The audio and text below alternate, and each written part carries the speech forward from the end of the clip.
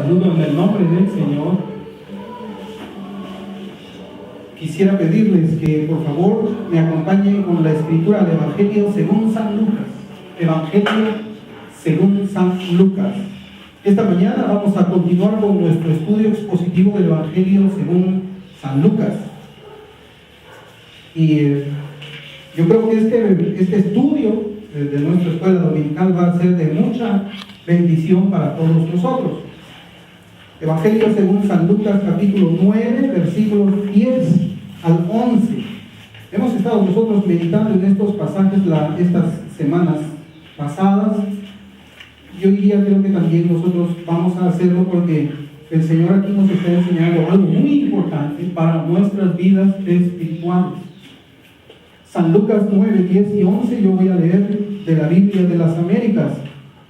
Y dice la Escritura: cuando los apóstoles regresaron, dieron cuenta a Jesús de todo lo que habían hecho. Y él, tomándolos consigo, se retiró aparte a una ciudad llamada Betsaida. Pero cuando la gente se dio cuenta de esto, le siguió. Y Jesús, recibiéndolos, les hablaba del reino de Dios y sanaba a los que tenían necesidad de ser curados. Es interesante, hermanos, este versículo 11, y si usted quiere también puede marcarlo en la copia de sus Biblias, la palabra que dice Jesús recibiéndolos.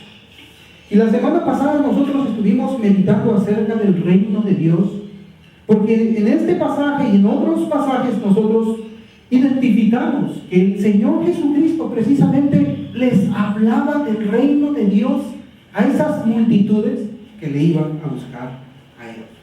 Pero nosotros ahora nos encontramos también en una sección donde el Señor se había retirado junto con sus discípulos para tomar un descanso con ellos, luego que ellos habían regresado de predicar acerca del reino. Y esto nos enseña Lucas desde el versículo 1, cuando dice la Escritura que reuniendo a los 12 les dio poder y autoridad sobre todos los demonios y para sanar enfermedades, y los envió a proclamar el reino de Dios, el mismo mensaje. Los discípulos proclamaban el reino de Dios, pero nosotros en el contexto, luego de que observamos que los discípulos salen obedientemente al Señor, llevan a cabo su misión, hay un momento en que ellos regresan donde Cristo, y nosotros estuvimos viendo de que cada uno de ellos comienza a dar un reporte detallado de cómo es que les había ido en la misión que el Señor les había encomendado. Uno de ellos, recuerden, nosotros estábamos también meditando en cómo habría sido el reporte de Judas Iscariote, y estudiamos también este reporte a la luz de las Escrituras.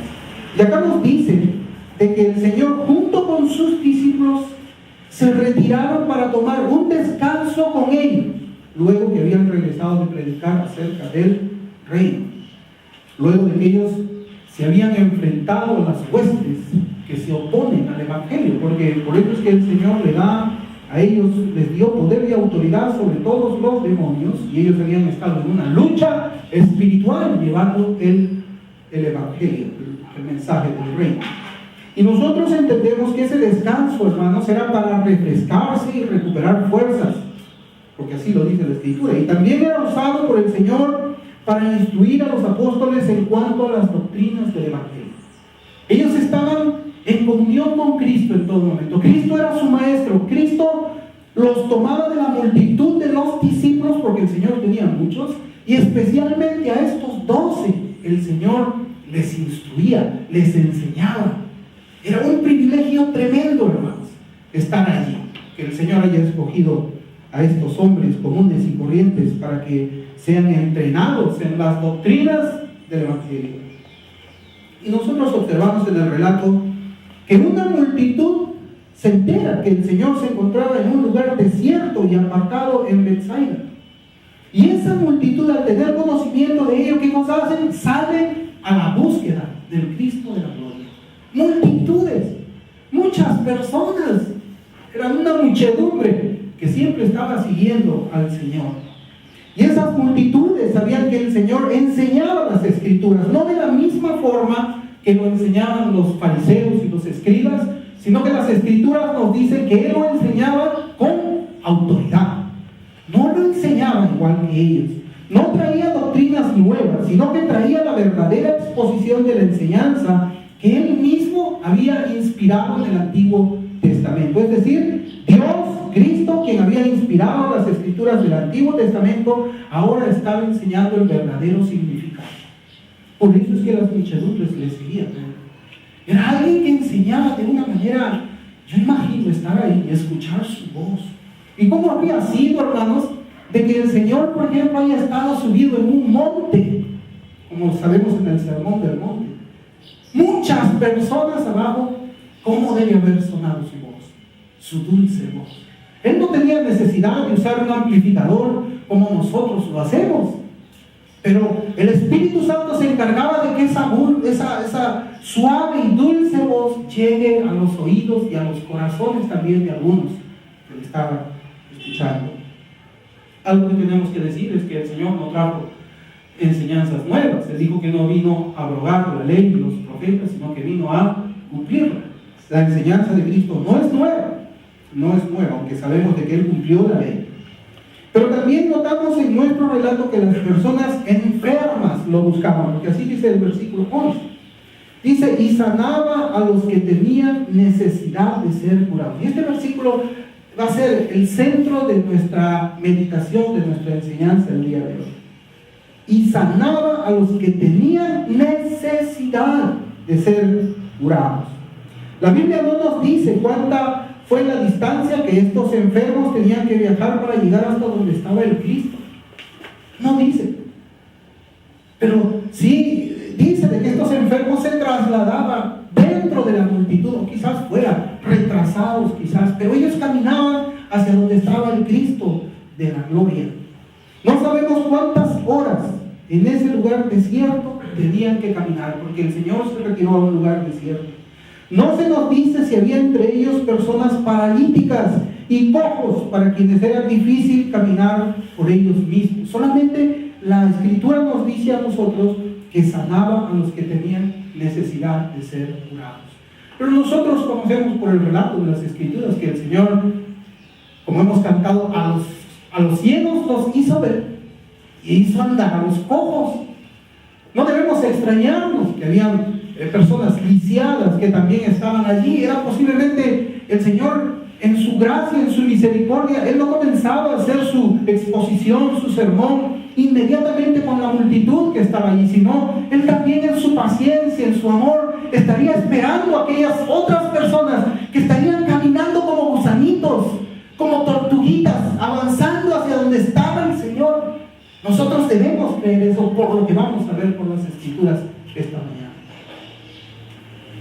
Para tener, hermanos, una mejor pintura de lo que estaba sucediendo en nuestro relato, yo quisiera citar los escritos de otros evangelistas. Nosotros conocemos que los 4 evangelios están divididos en los evangélicos sinópticos y el juanino. ¿Cuáles son los evangelios sinópticos? Mateo, Marcos, Lucas. Y el evangelio juanino es un evangelio especial, está aparte. Vamos a ver cómo es que Mateo, en su evangelio, en el capítulo 14, versículos 13 y 14, narra esta misma historia que nosotros estamos viendo aquí en Lucas. Mateo 14, 13 y 14.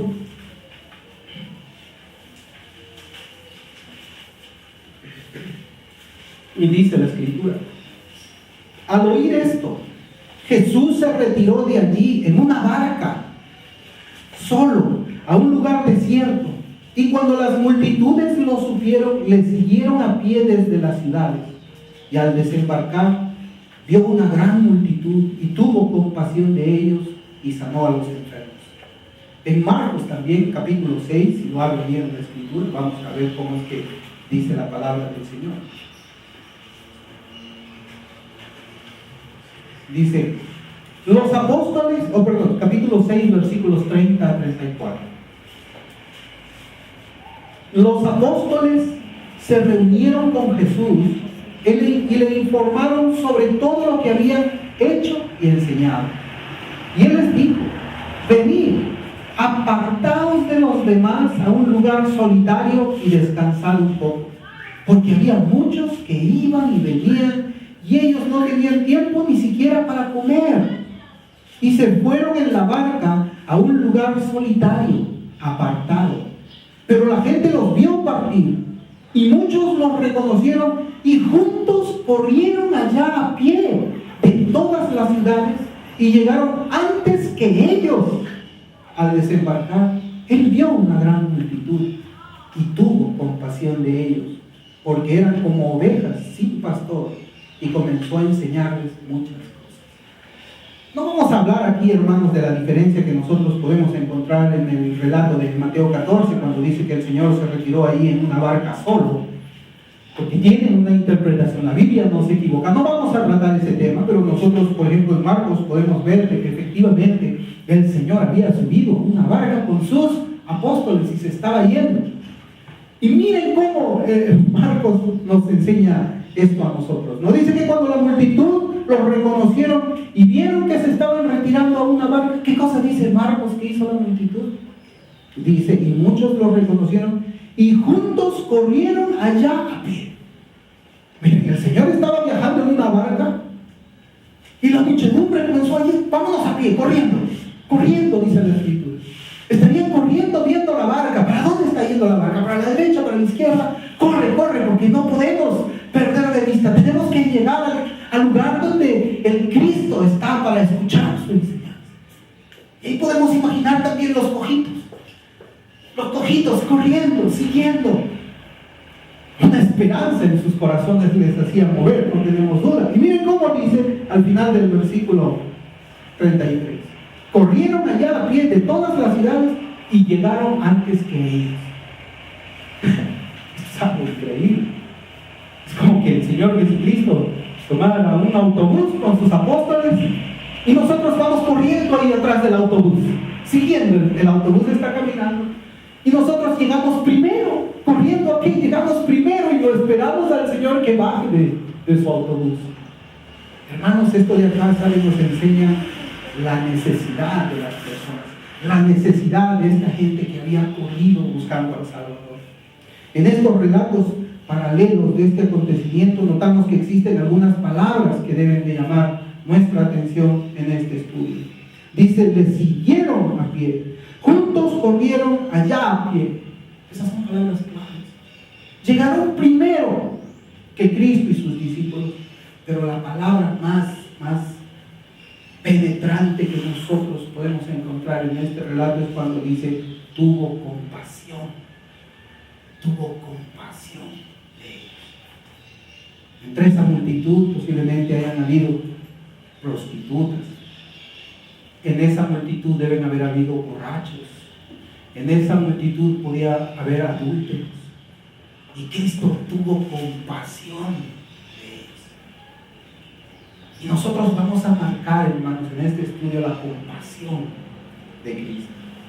Algo que quisiera que nosotros notemos en este relato antes de pasar a profundidad un poco más. El encuentro de la misericordia con la necesidad.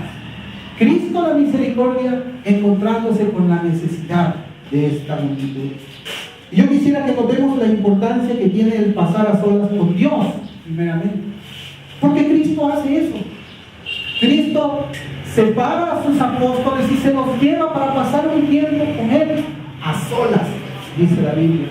Y esto es algo que también quisiera que notemos, quizás no tan profundamente, pero no vamos a perder la oportunidad de mencionar la importancia que tiene que nosotros pasemos a solas con Dios, estar en el desierto con Él. Porque así es como dice la Escritura, tenemos que estar en el desierto, Cristo solo y nosotros solos, sin nadie a nuestro alrededor, sin nadie quien nos pueda interrumpir esa comunión, esa enseñanza, esa oración que nosotros debemos tener para Él.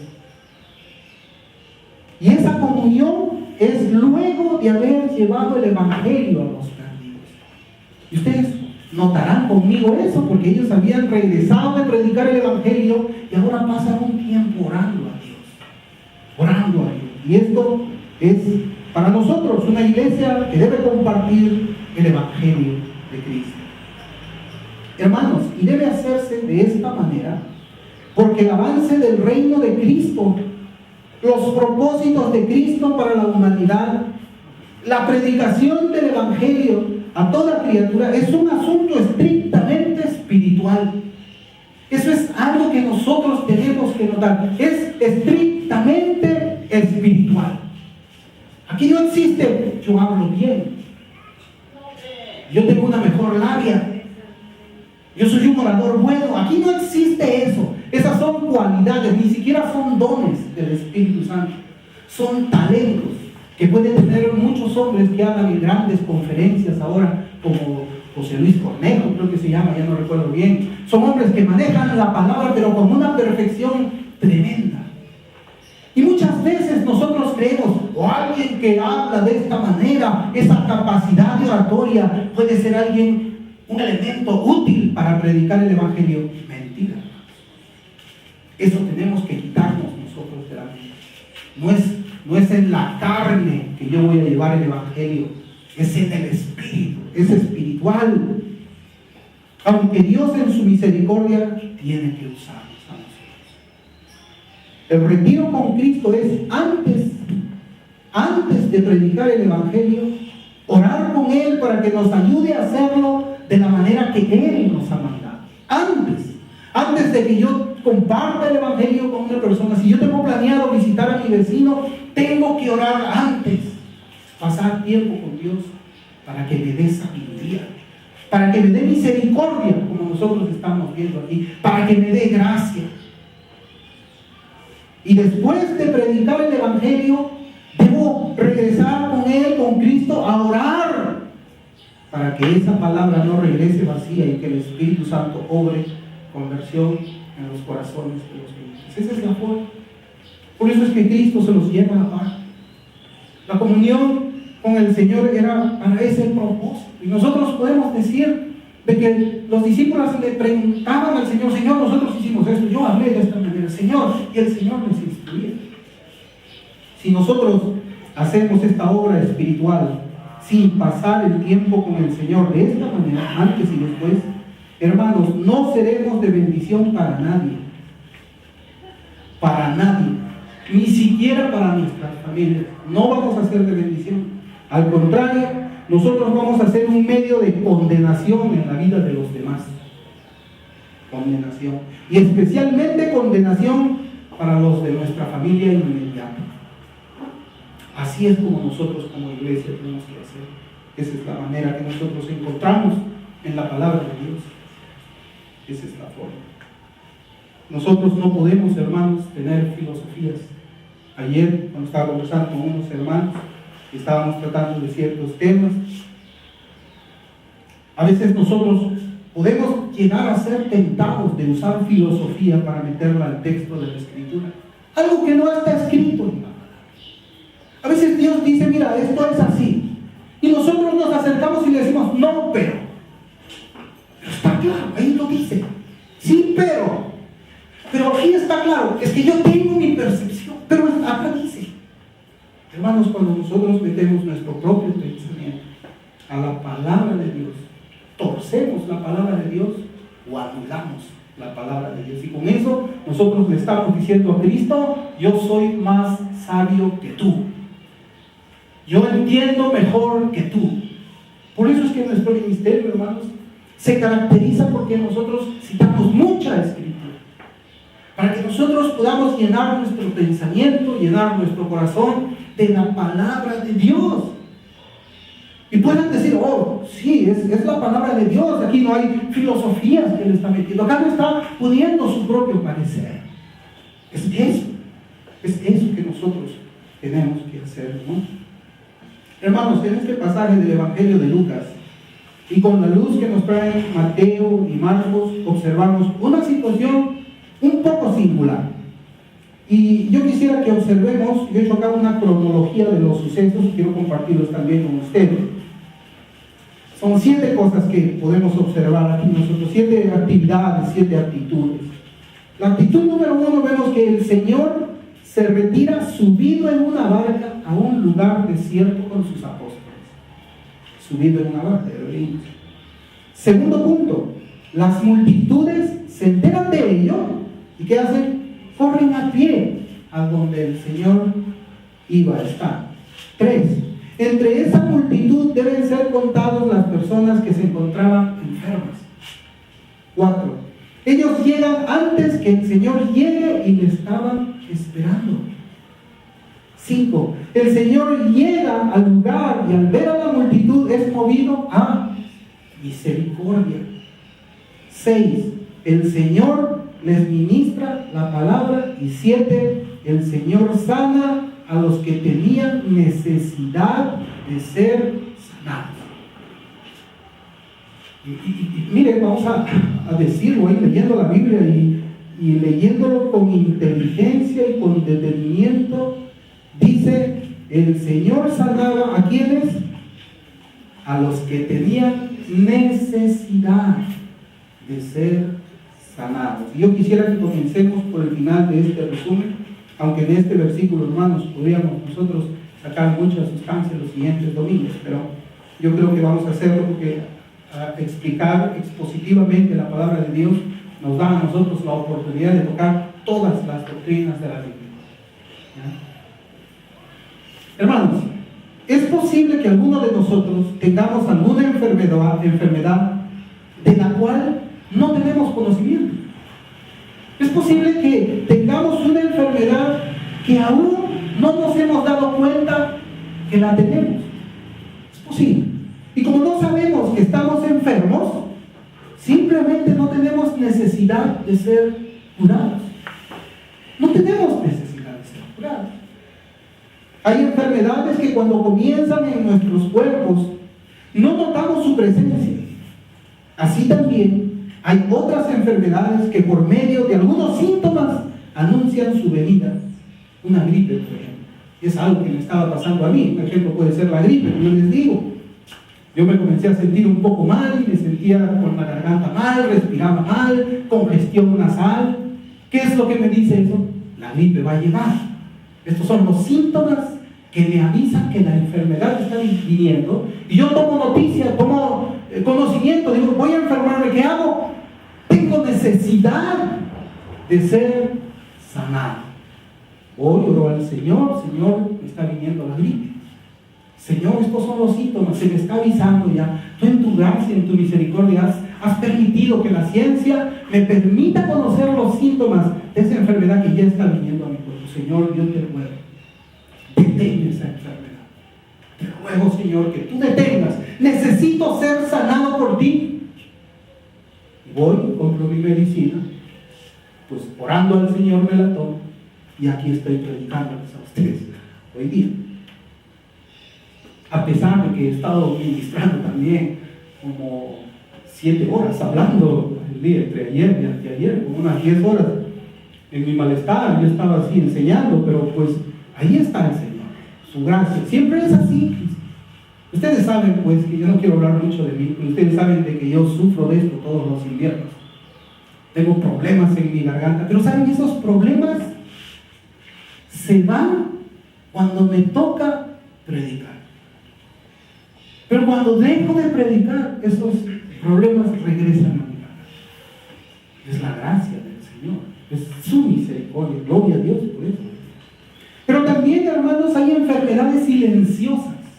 No son como una gripe, no presentan unos síntomas rápidos como para poder inmediatamente sentir esa necesidad de ser curados y tomar las medicinas correctivas o sanadoras. Por ejemplo, el cáncer. El cáncer es una enfermedad silenciosa. Se descubre después que comienzan a presentarse ciertos síntomas y algunas veces se descubre cuando es demasiado tarde y ya no se puede hacer nada. Pero ninguno es capaz de identificar la presencia de esta enfermedad desde el primer minuto que aparece en nuestro cuerpo. Nadie dice, oh, creo que me ha comenzado el cáncer hace una semana. Creo que hemos escuchado eso. O alguien está, creo que me está dando cáncer, me está dando cáncer a mí al pulmón. No, nadie se da cuenta de eso. Pero ya cuando los síntomas comienzan a hacerse, ya cuando el cuerpo está golpeado, cuando el cuerpo está maltratado por causa de la enfermedad, recién vamos al médico y el médico nos dice, Señor, ¿sabe que el cáncer se ha comido la mitad de su pulmón? silenciosamente avanza esa enfermedad. No nos damos cuenta, y como no nos damos cuenta, no tenemos necesidad de ser curados. No tenemos. A mi abuelo, cuando le detectaron la enfermedad del cáncer, él comenzó a toser, comenzó a sentirse un poco mal, lo llevamos al médico. El cáncer ya le había consumido, le había destruido un pulmón y le quedaba solamente la cuarta parte del otro pulmón. Los médicos dijeron: no hay nada que hacer, hay que esperar su muerte. Silenciosamente avanzó. Silenciosamente. Hermanos, mientras nosotros no tomemos conocimiento de esta enfermedad mortal del cuerpo, nunca vamos a tener necesidad de ser curados. Mientras nosotros no tengamos conciencia, que se trata de una enfermedad que nos conduce a la muerte, nunca vamos a tener la urgencia de ser curados. Claro, a mí me puede venir una gripe y yo digo: la otra semana voy al médico. Tengo conocimiento de la enfermedad, pero no tengo urgencia, porque la gripe no me va a matar. Pero cuando alguien me dice: usted tiene un cáncer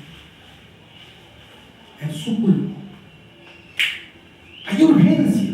hay urgencia de ser sanado, hay necesidad de ser sanado.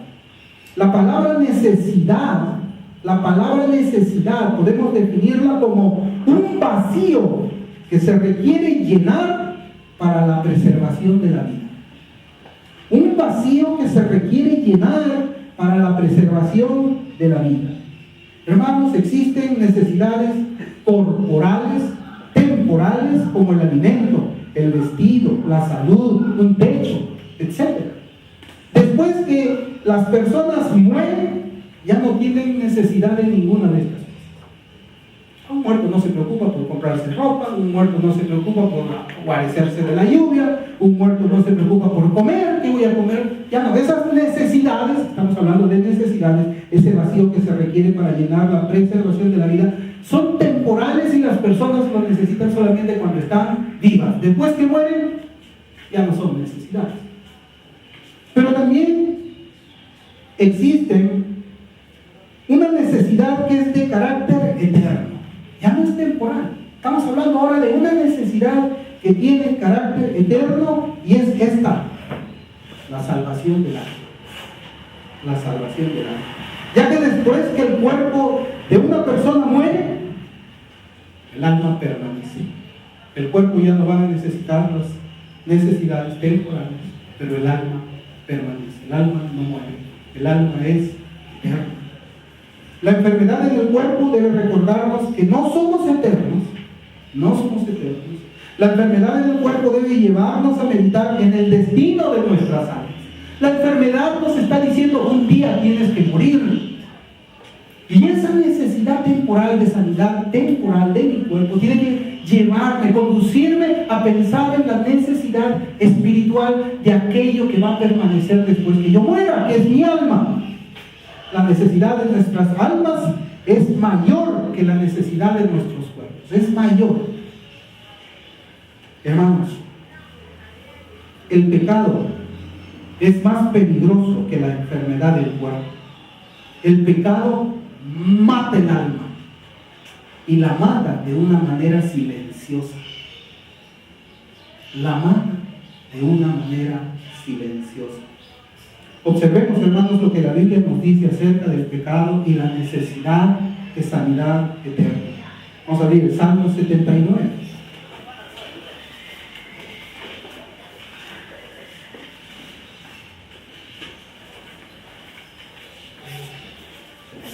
Salmo 79, versículo 9.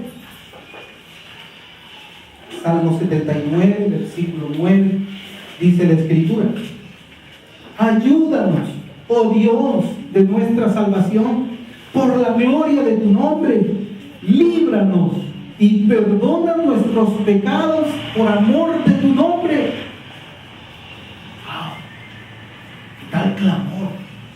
Líbranos, perdona nuestros pecados por amor de tu nombre. Esta exclamación expresa la necesidad eterna, la necesidad más importante. Esa necesidad, hermanos, que muchas veces está siendo atacado por el cáncer silencioso del pecado. Isaías también. En Isaías capítulo 59, versículo 2. Isaías 59, 2. Es un versículo que nosotros lo conocemos mucho. Y dice la Escritura: pero vuestras iniquidades han hecho separación entre vosotros y vuestro Dios, y vuestros pecados le han hecho esconder su rostro de vosotros para no escuchar. ¡Wow!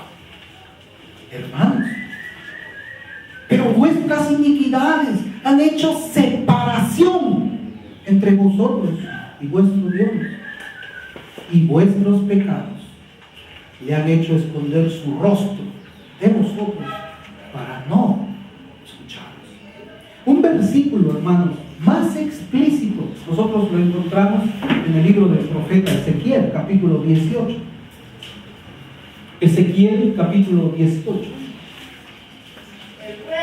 Dice la Escritura: he aquí, todas las almas son mías, tanto el alma del Padre como el alma del Hijo, mías son.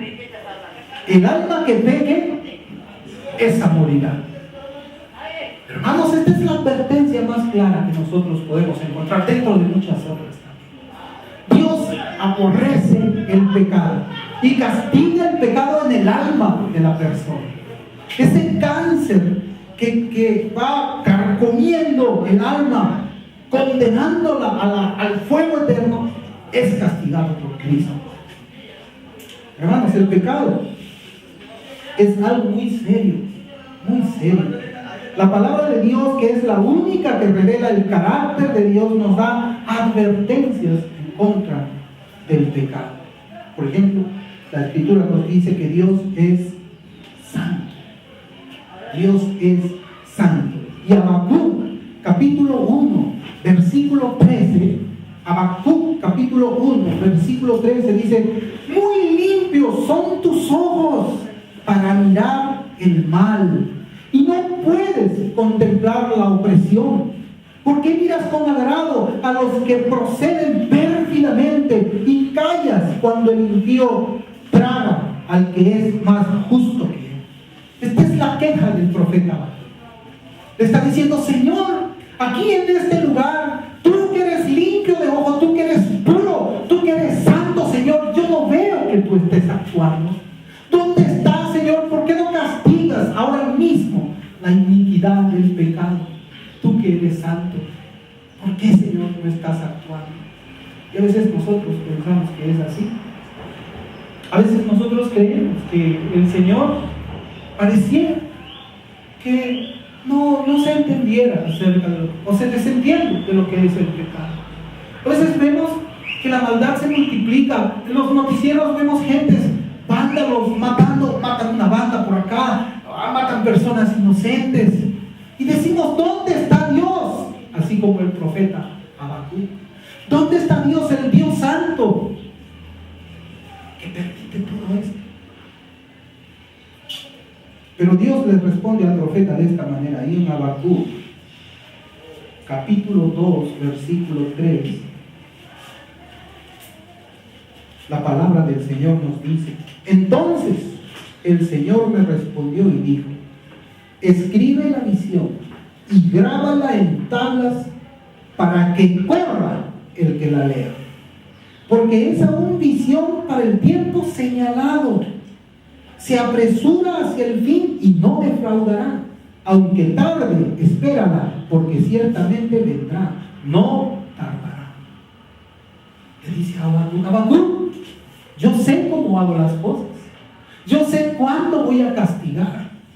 Estas cosas no se van a quedar así, impunes, como tú crees. Yo voy a castigar, pero lo voy a hacer en el momento mío, en mi tiempo.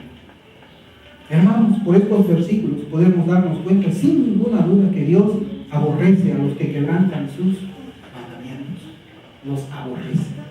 Y que Dios no va a dejarlos sin castigarlos, aunque pueda parecer que no habría ningún castigo. Y eso es lo que pasa ahora. La gente cree, oh, no hay castigo, Dios no está castigando, pero la Biblia dice de que sí hay castigo en el tiempo del Señor. El pecado, hermanos, es aborrecible, es abominable. El pecado es pecaminoso para Dios. Y es así porque Él es muy, muy santo.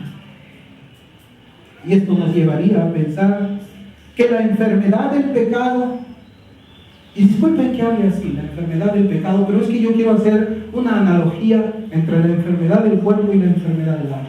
El pecado no es una enfermedad. ¿Ya?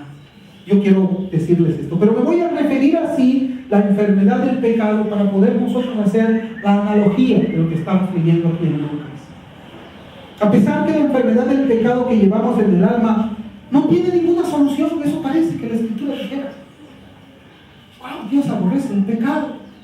Yo vivo en pecado, pero este predicador hasta ahora lo único que está haciendo es demostrarme quién es Dios y quién soy yo. Podemos preguntarnos nosotros mismos, ¿quién podrá curar esta enfermedad del alma? Ahora este mensaje solamente me demuestra que luego de mi muerte, no hay esperanza. Hermanos, pero eso no es así. Eso no es así. Miren, la Biblia dice en Números, en el Antiguo Testamento, Números, capítulo 14, versículo 18. Lucas 14, 18. Perdón, Números 14, 18.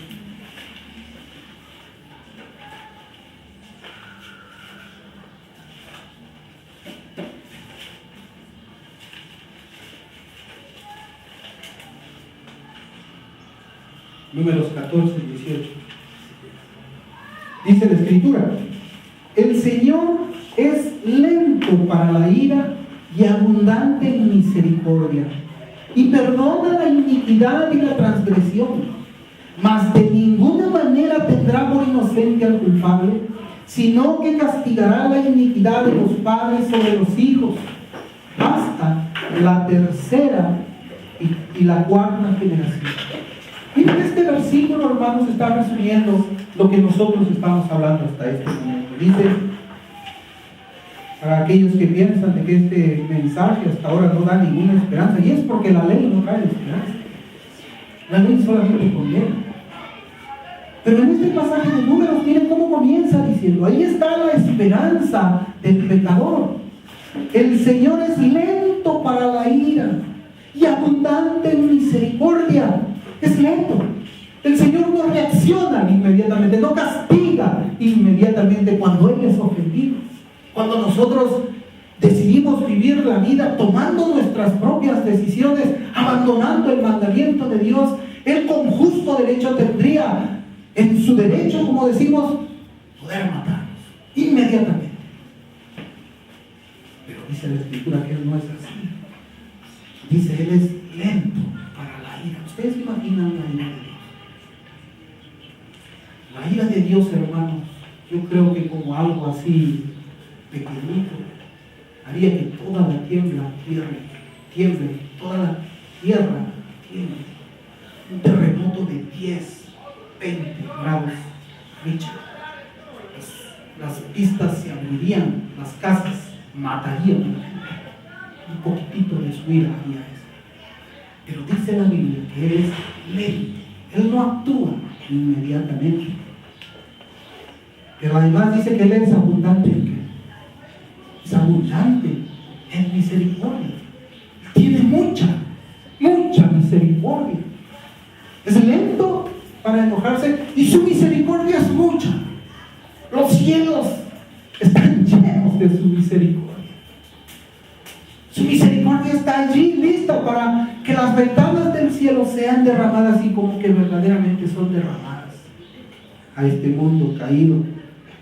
Pero además de eso, además de mostrar la bondad de Dios, Él dice que perdona la iniquidad y la transgresión, perdona el pecado. Esa es la primera parte, hermanos, que a nosotros nos debe llamar a la reflexión. Es un Dios perdonador.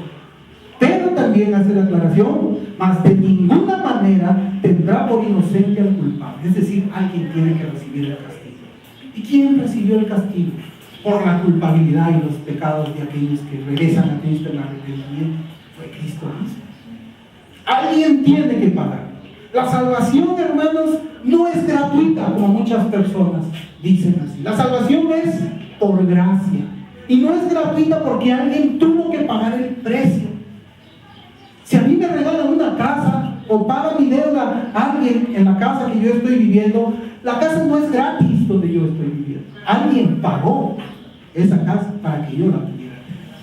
No es gratis. La salvación no es gratis. Y Dios, aquí vemos que es un juez misericordioso. Un juez misericordioso.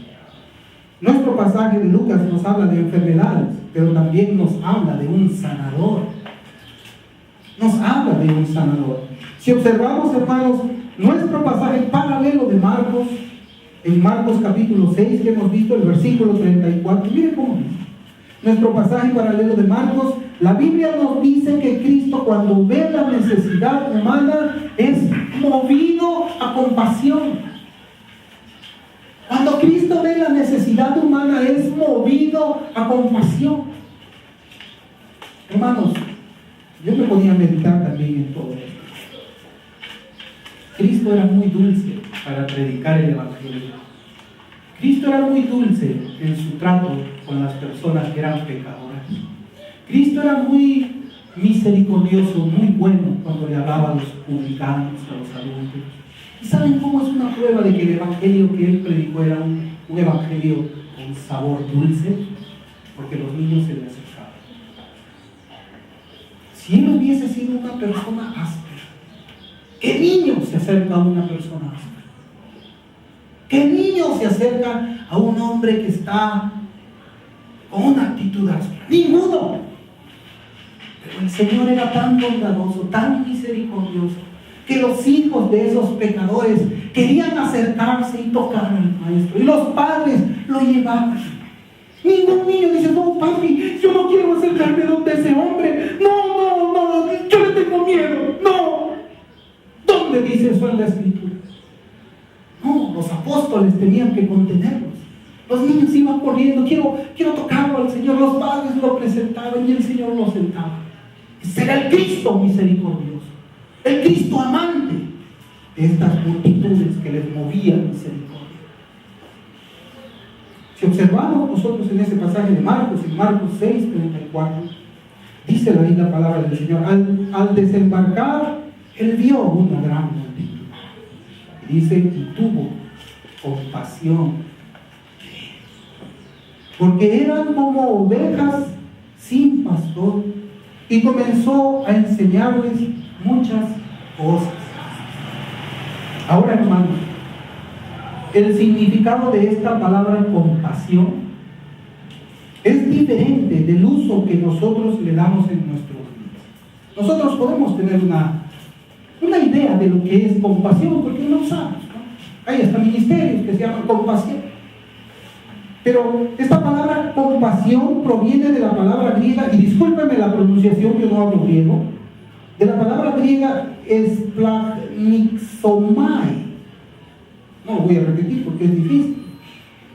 Y significa, hermanos, literalmente, ser movido en las entrañas de uno, es decir, corazón, pulmón, hígado e intestino.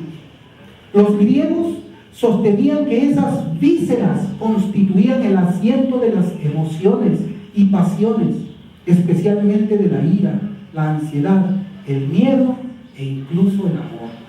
Esta palabra no describe una piedad o compasión ordinarias, sino una emoción que conmueve lo más recóndito del ser del hombre. Esta es la palabra griega para expresar con mayor fuerza la idea de compasión. Es una palabra fuerte para hablar de una compasión profunda, una compasión grande, inmensa. Esa es la compasión que le describe la Escritura a la compasión de Cristo. Y aquí tenemos nosotros dos lecciones de nuestro pasaje. La primera de ellas es para aquellos quienes reconocen en sus conciencias y corazones que tienen la enfermedad mortal del pecado. Cristo también tiene compasión de ti. Esa compasión de la que yo acabo de hablar. Lo que Dios dice por medio de la Biblia es lo siguiente: así como Cristo tiene poder para curar el cuerpo de una persona, Él también tiene el poder para curar las almas de los pecadores. En Juan 14:6 dice: Jesús le dijo: yo soy el camino y la verdad y la vida. Nadie viene al Padre sino por mí. Amigo, no mueras por tus pecados. No mueras con tus pecados. No prefieras el pecado que terminará alejándote de Dios por la eternidad. ¿Por qué preferir la muerte desechando la vida? El Señor dijo: yo soy la vida. ¿Por qué despreciar la vida en Cristo? Pídele perdón en arrepentimiento y pídele que te dé sanidad para tu alma. Pídele. ¿No te es mejor recibir las bondades de Dios que la amargura del pecado? Usted tiene la necesidad de ser sanado. Si usted tiene esa necesidad, como dice la Escritura, no espere más, que hoy sea el día de salvación para usted.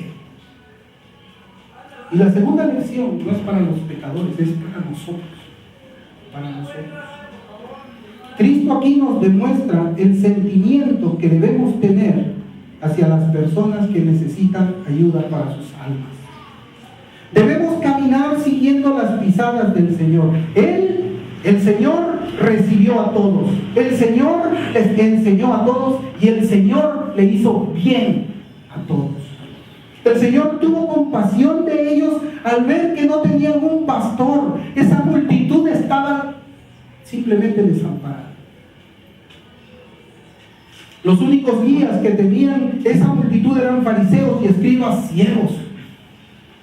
Ellos estaban de pie ante el Señor, ignorantes de la verdad, esperando ser instruidos por Cristo. Sin ayuda, sin ninguna ayuda estaban ellos y estaban sobre el camino que los conducía a la muerte. Pero el Señor tuvo compasión. El Señor tuvo compasión de ellos y les comenzó a enseñar y a sanarlos con amor y ternura.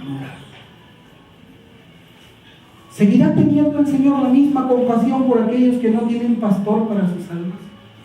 ¿Seguirá teniendo Cristo esa misma compasión hoy día? ¿No dice la Biblia que Él es el mismo ayer, hoy y por los siglos? Si Cristo es inmutable y como nosotros lo hemos aprendido bien en los atributos de Dios, en su naturaleza, en su persona, entonces Cristo debe sentir misericordia por esos hombres que están fuera del cielo. Esa misma misericordia que sintió por ellos cuando bajó de la barca. Cristo la tiene. Compasión para aquellos que están sin saberlo rumbo a la condenación. Y esa es lección para nosotros, para conocer a Cristo. Somos como el Señor que se preocupaba con ternura de las almas de los incrédulos. Somos así. Tenemos compasión por el mormón. Tenemos compasión por el católico romano, tenemos compasión por el homosexual, tenemos compasión por el borracho, compasión por el adúltero, compasión por el falso testigo de Jehová. Tenemos compasión por ellos, pues Cristo la tiene. Y nosotros la tenemos. Tenemos compasión por aquellas personas que andan dándole la espalda al Señor, burlándose hasta del mismo Cristo. Tenemos compasión. Hermanos,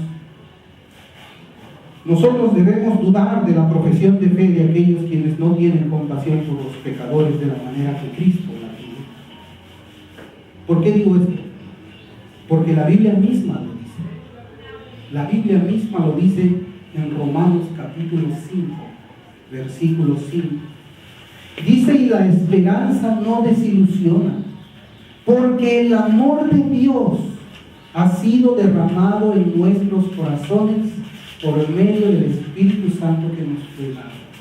El amor de Cristo, que incluye, hermanos, cuando hemos estado estudiando nosotros a Berco, cuando habla del amor, habla de la bondad, habla de la compasión.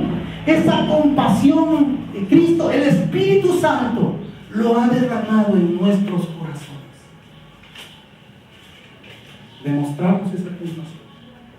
Es verdad, tenemos esa compasión. Mis hermanos, nosotros estamos aquí para aprender.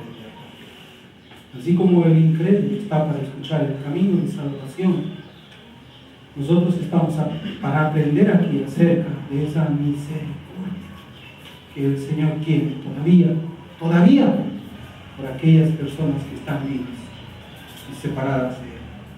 Vamos a orar. Amado Padre que estás en los cielos, te damos gracias, Señor, por este tiempo de estudio de tu palabra, Señor, en Lucas. Señor, ¿cómo nos enseñas? Señor, tu palabra es tan profunda, es tan maravillosa, oh Cristo. ¿Cómo quisiera yo haber estado allí, Señor, viendo los ojos de aquellas personas que llegaron antes que tú, Señor? Esos ojos que seguramente transmitían una necesidad, Señor, espiritual. Esas ovejas que no tenían un pastor y que quizás, Señor, en sus corazones sabían de que tú eres el gran pastor, el pastor grande de las ovejas, y te buscaban. Señor, que esa misericordia que tú tienes para los pecadores la tengamos también nosotros. Padre Santo, perdónanos si es que hemos hecho mal, pero estamos aquí, Señor, para arrepentirnos y para cambiar. Te damos gracias, Dios. Gracias te damos en el nombre de Jesús.